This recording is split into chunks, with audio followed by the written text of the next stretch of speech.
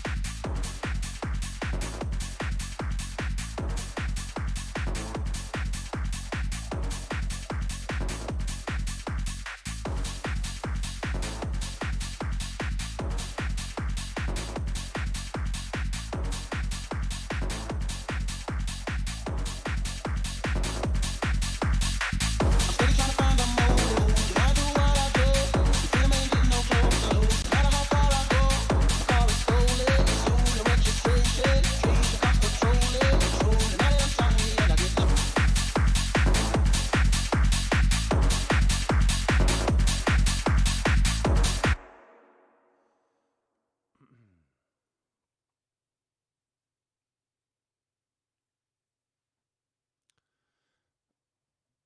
Not sure if we're live or not yet.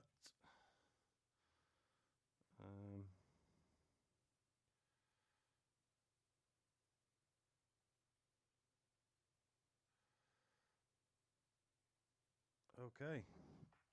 I think we're live now.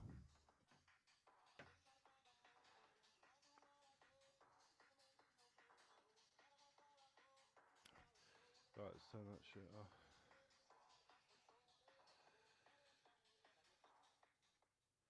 Okay, so first of all, I just want to say a massive thank you to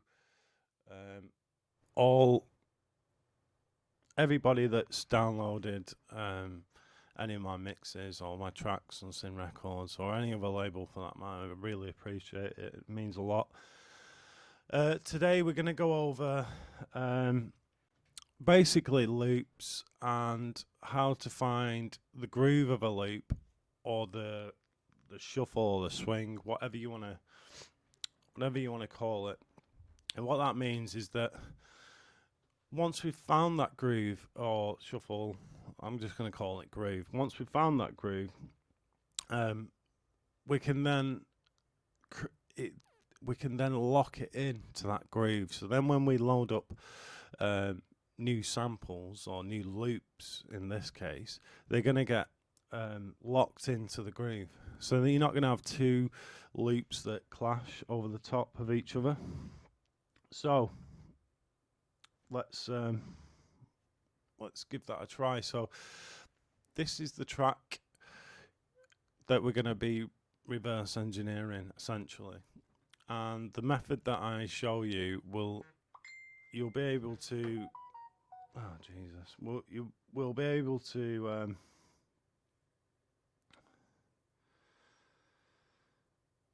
typical 8 o'clock. Tell everybody I'm going live at 8 and I get messaged at 8. Okay.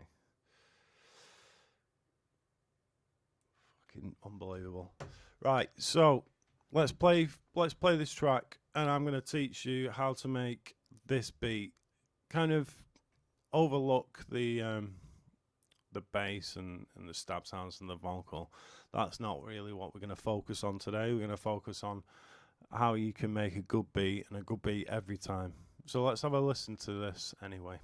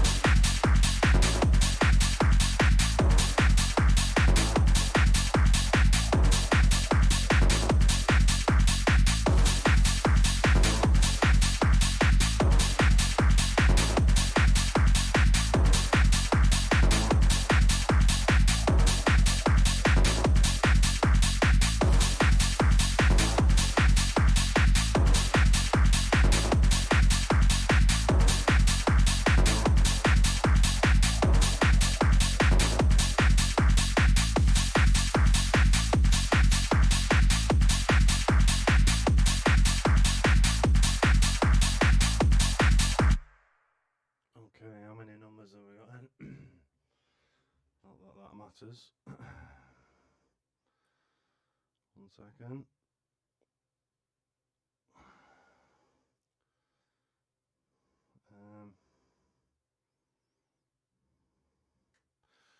Yeah, I'm not even sure if we're still live or not, but we're going to go ahead with it anyway. So, yeah, we're going to get into how I made that beat, how I found the groove of the loops, and we're going to do that now.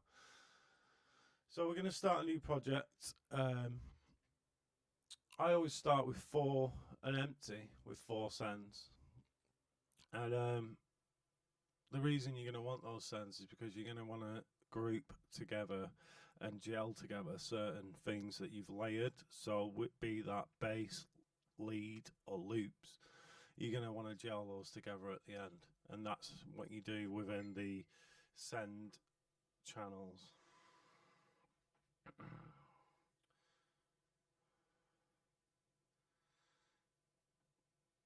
So we're going to start off with changing the tempo of the track, obviously. So we're going to go to about 153 for now, just for the purpose of this demo. Let me just see if that's loud enough. Is that a bit louder? That's a bit better.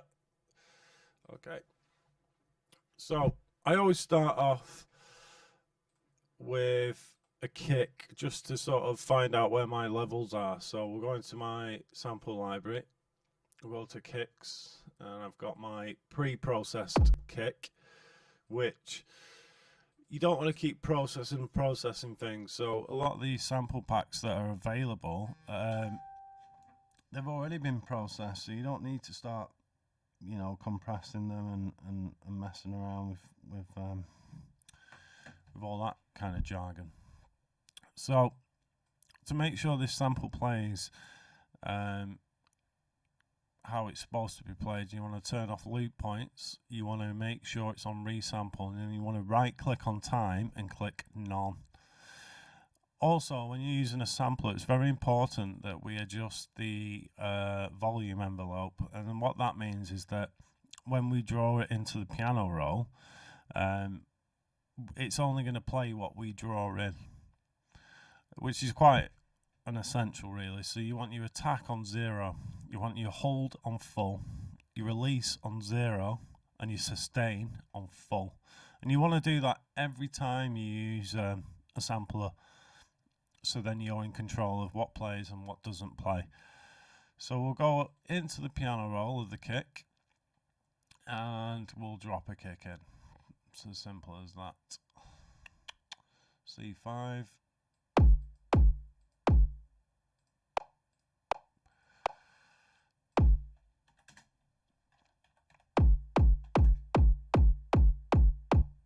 So as you can see that when I make the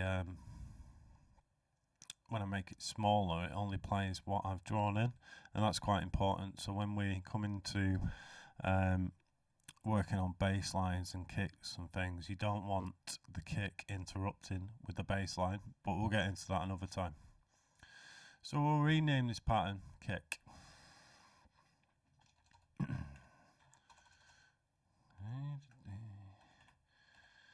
And if you want to put a colour on it, you can do. We'll go with pink. And if you want to rename the pattern there, we can do as well.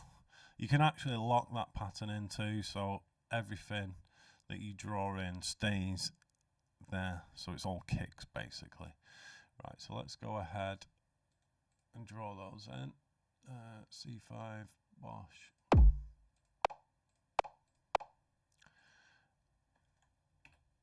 Okay. So they should play nice.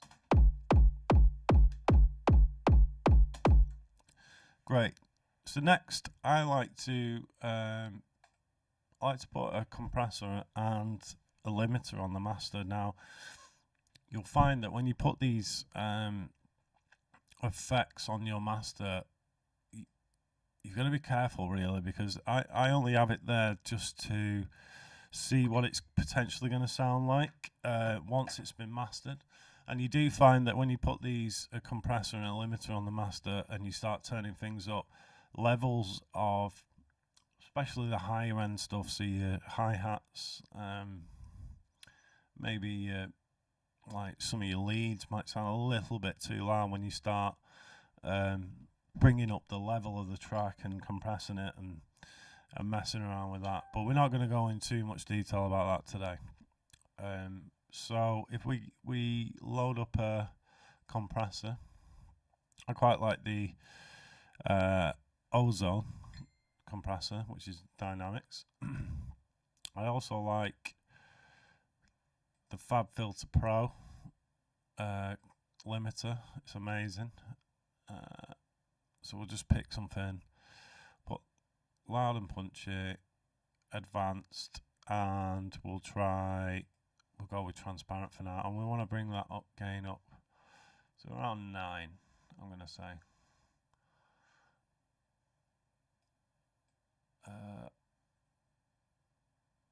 Yeah, about there. And now we're going to adjust the level of the kick.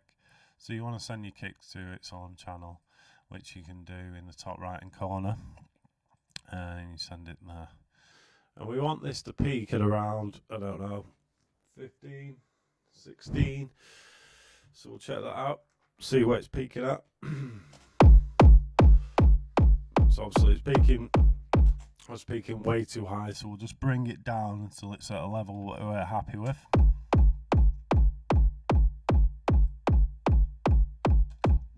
I'm happy with that.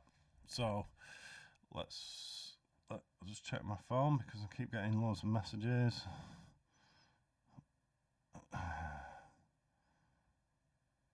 Okay, so right now we've got the kick. Let's start off with the next bass loop. And I want to say bass loop. I want to find a loop that I love the groove of. I love the feel of. Whatever you want to, whatever you want to call it, swing, groove, like a shuffle. Let's pick a loop that we like. So I'm using the slicer within Fruity Loops, and there's a couple of reasons for that. For one, it slices up the loop into different sections, so you're in more control of the actual loop, which is very handy. And it means that you can take out parts of the loop that you might not like. So for this example, we're going to go with Chris Discam. I've processed one of his loops, if you will, and all that means in idiot terms, I've took all the bass out of it. So this is the loop before it's been processed.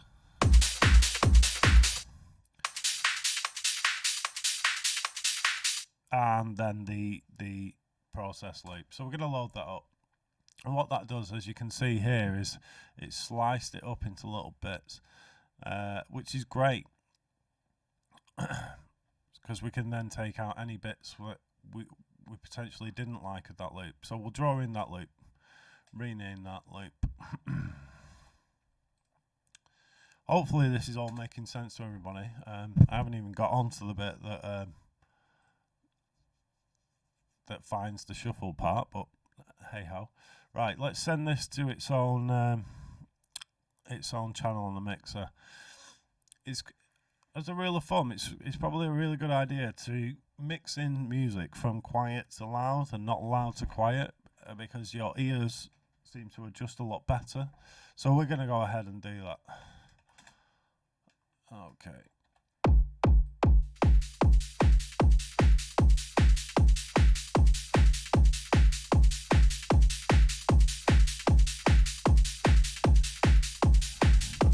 Yeah, I'm happy with that. Before we move on, we'll just do some quick editing to that kick. So even though it's been processed before, I just want to take that little bit of bottom out on the end. And you'll find as well, we're now going to do a little bit of processing on that loop. Obviously, we're not having to include a compressor because it's already been compressed. So, but what we do want to do is make sure we take out some of that bottom end. Even though we can't hear it, it might still be there. So let's take it out. It's quite important that you do that. And let's not forget that we are going to send all these loops, or whatever sounds we use to create one loop, to the send channel. We can actually rename that send channel now, so we know what we're doing. So we'll rename that as loop for now, and we'll colour it pink so we know what we're doing. And then we'd probably rename that bass, because there's a good chance we'll end up layering bass, but we probably won't get onto that today. And leads. There you're free for sure that you will end up layering, and you will end up needing to gel together to make it sound as one, I guess. Smooth out those edges. Right. Now the fun part. So let's get down to finding that shuffle or that groove of that loop. So to begin with, we will add a shaker. We'll colour that in pink. Shaker. We'll use a sampler.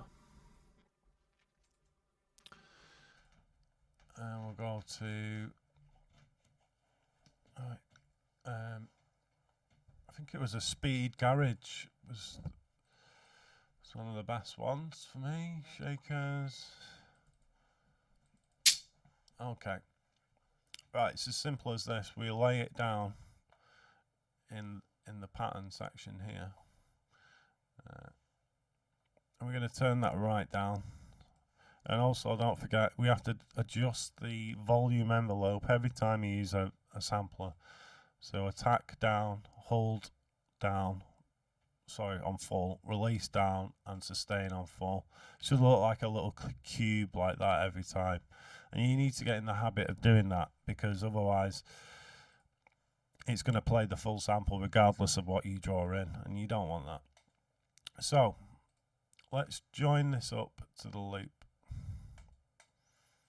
and let's send this shaker to its own channel on the mixer. And again, we'll get the right volume to begin with before we start messing around with the swing.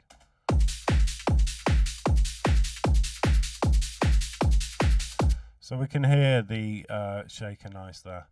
Right, onto the finding the function of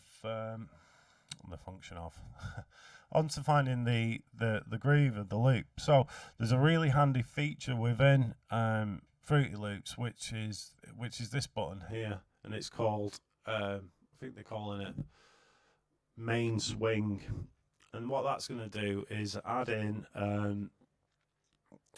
basically triplets. So if you want to look about the history of shuffle or groove, there was a guy called I forget his name now, Bernard Lee, I think his name was, if I'm right, and he created what was going to end up being called the Purdy Shuffle. And basically what he was doing was playing triplets against like a halftime beat. You can Google that guy and have a look at him, but he was the guy that came up with this kind of groovy, make you want to move your feet to beat. And more recently, quite a famous example of the shuffle within the drum beat is Toto Rosanna. So you can go and check that out, and that'll give you a little idea of what we're trying to do today, but electronically.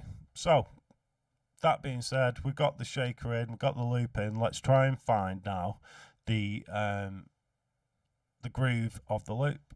And what we're going to do is move up this swing button until it sits perfectly with that loop.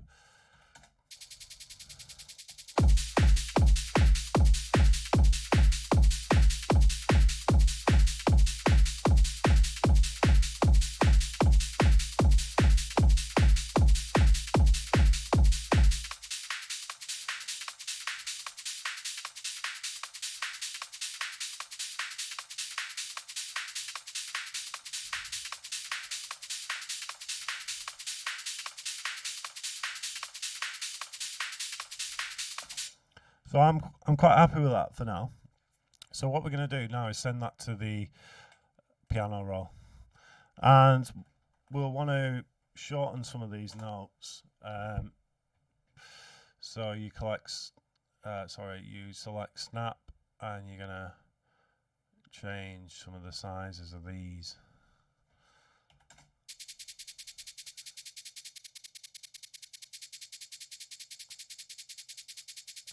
And then also, because that's quite a mundane kind of pattern, we're going to want to automate the velocity, and velocity is basically volume of the note.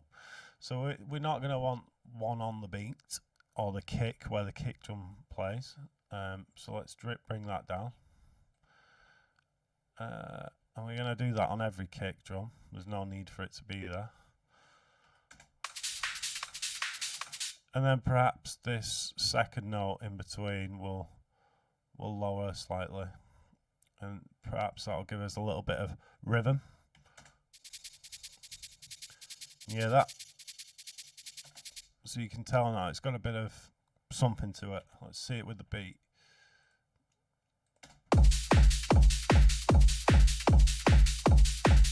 So let's listen with and without it, and you'll see the difference. So this is without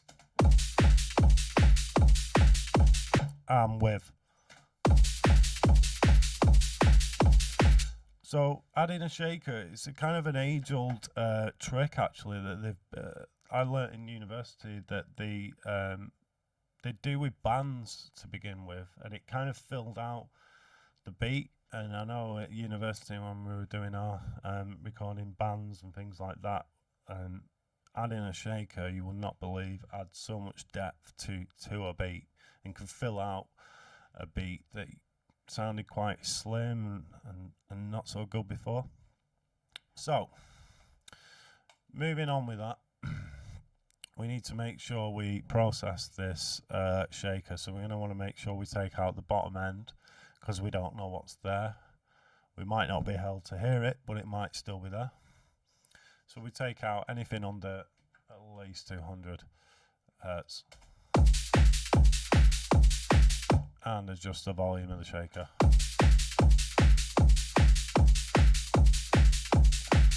Now this is the really cool bit, because we've found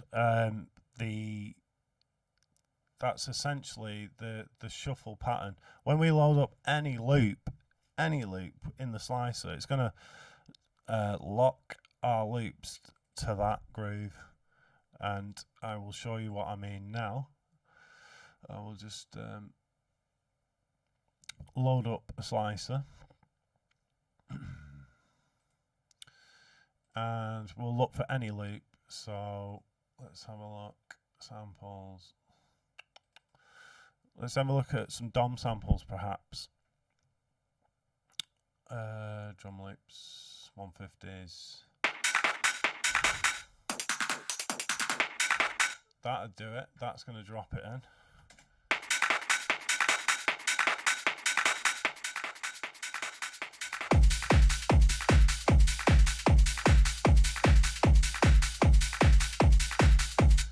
And if you wanted to get really anal about it, if you weren't too sure that it's actually all fitting in the same, you could copy in.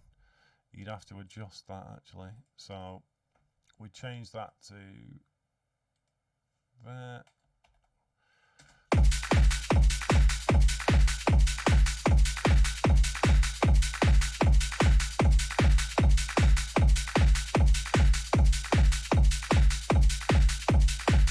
So we then send that to its own channel with it on the mixer, obviously. Oh, let's just check that, make sure it's still going. Yep. Okay, good. So let's adjust the volume of that loop now.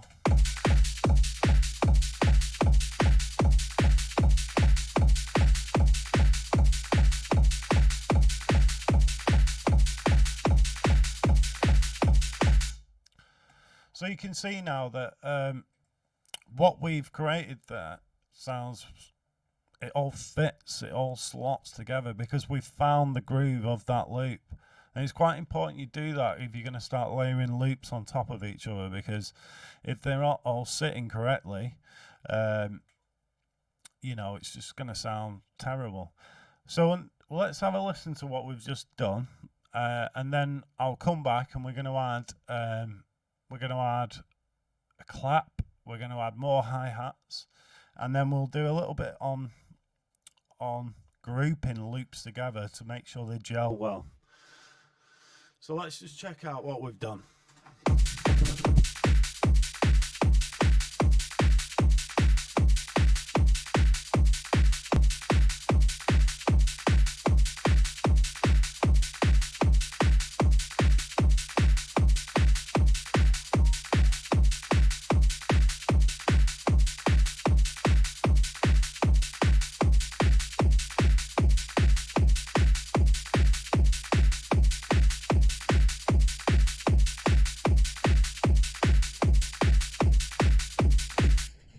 Just had a cheeky piss while you were listening to that.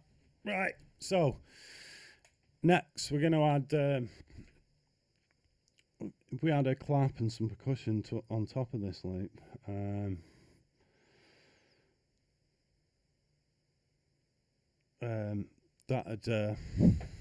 Sorry, I was just checking my phone. Right, so we've added one loop. We've now got two loops, but they're all sat and syncing together perfectly because we've found the groove, which sorry, I'm getting distracted here.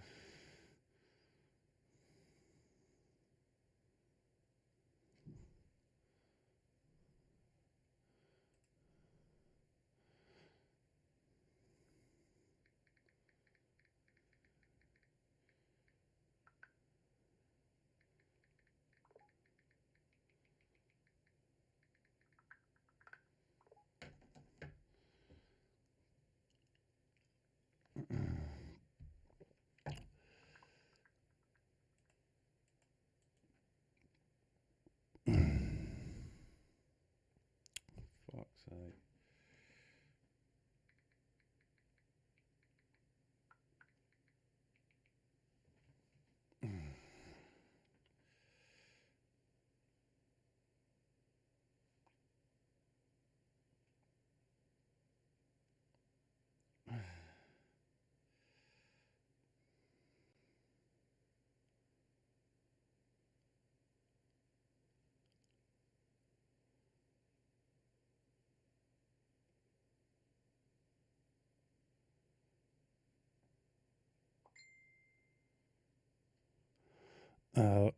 Got a problem with the I have to ring Peter up, I think. Got an issue. Fuck's sake. Does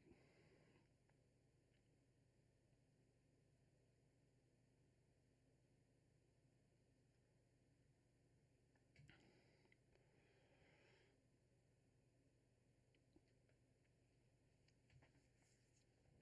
cheers, mate.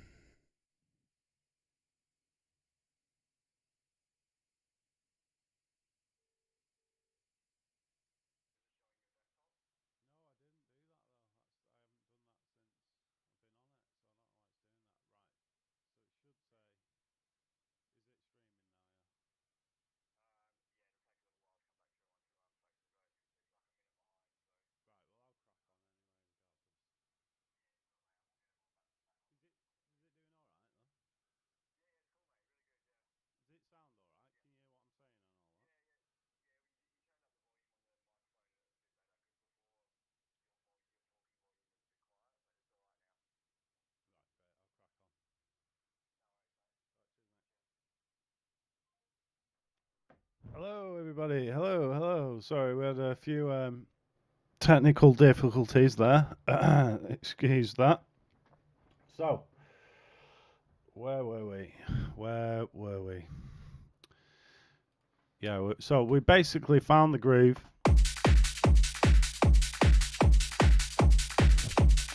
So we found the groove of the track, and that means we can now upload basically a ton of vocals. There we go. Can everybody hear me? Not sure if you can. Right, so let's go ahead and add another we'll add another loop, because we know that it's going to drop the that loop into the groove that we've set it. So we can add anything we want, basically. So we'll go ahead and let's find another loop.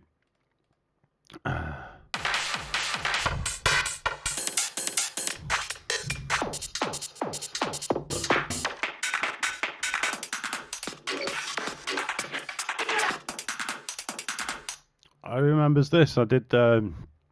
This was on a track I did called "What Time Is It?" What time is it? Okay, so let's go ahead and place that into the groove, and obviously we're gonna want to turn that right down. So we'll put that into its own channel on the mixer.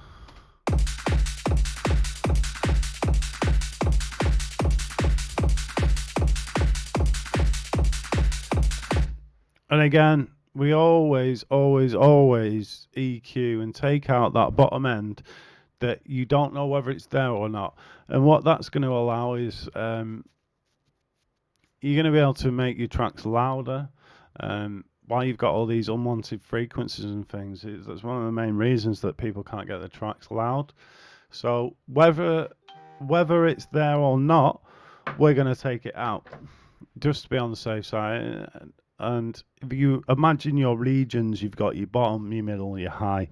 You split it into them 3 regions. It makes things a little bit more easier without getting too full on with it. So we've added that loop. That sounds great. And we need to EQ the bottom bit out of that as well. Around 200. Take it out.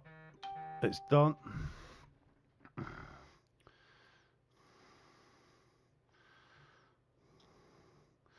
So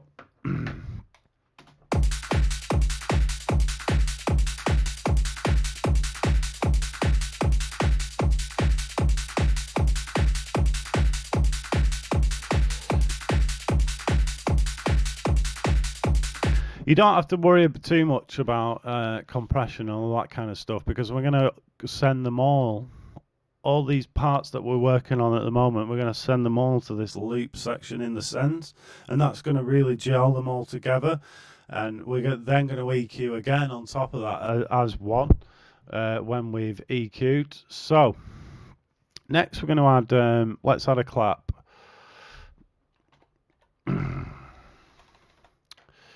Clap. And again, we're going to use a sampler for that. So let's remember to adjust the attack, hold, release, and sustain. It's quite important that we do that, so we're in control of the sample. If you don't do that, you're kind of up without a paddle. I should put this on silent, shouldn't I? Maybe next time. What they're saying.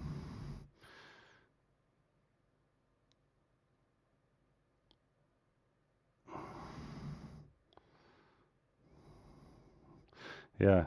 So let's crack on.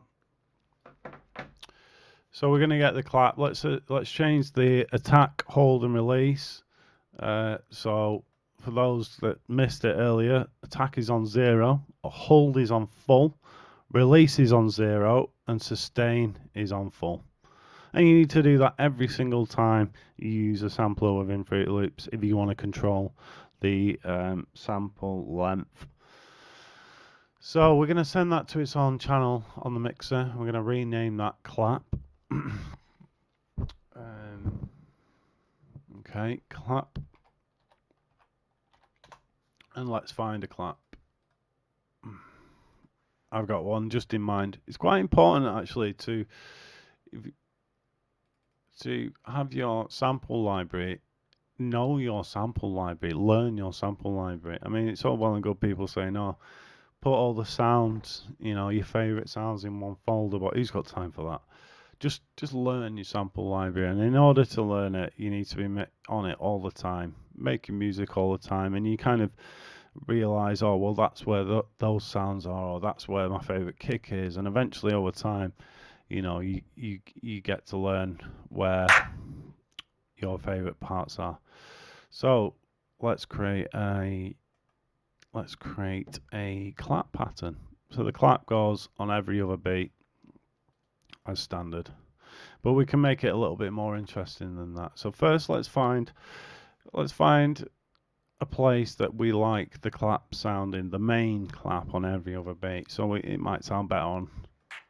It might sound better up there. Let's try it up there. Let's try it within the track. Obviously, straight away it's too loud. Let's get that turned down.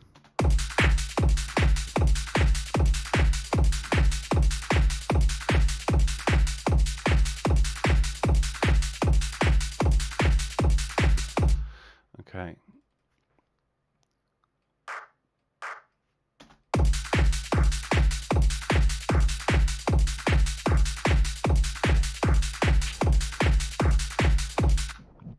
So we're just trying to make it a little bit more interesting there. So we're just adding a couple of little sounds in at quieter volumes.